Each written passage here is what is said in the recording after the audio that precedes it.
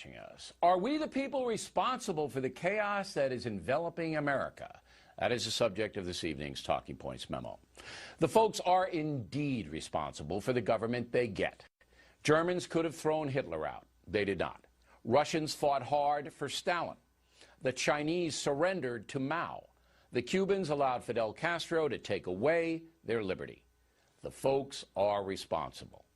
And now Americans are faced with a citizen challenge, not at the levels of totalitarianism, but a very serious economic situation.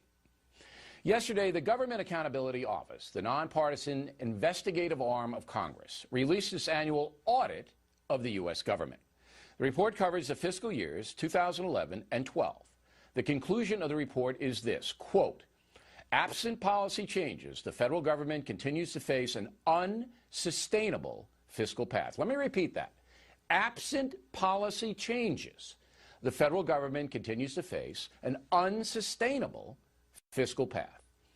If the feds do not stop the wild spending and do not reform Medicare and Social Security, the U.S. dollar will collapse. That means that all of our savings, all of our investments, our homes, and everything else will blow up before our eyes.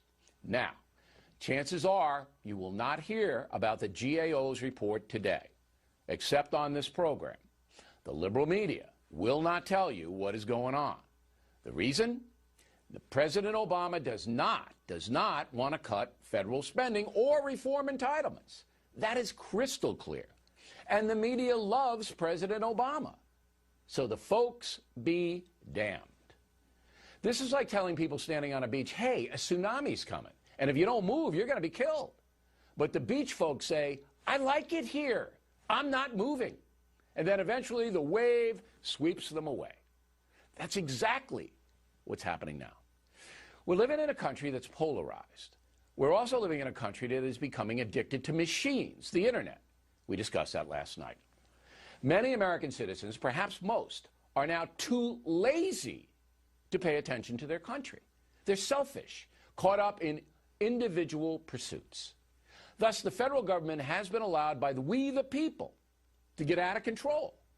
Last year, the Fed spent $1.1 trillion more than the government took in. That is grossly irresponsible. The debt now approaching $17 trillion. President Obama, the biggest spending chief executive in history. So, I have to play Paul Revere here.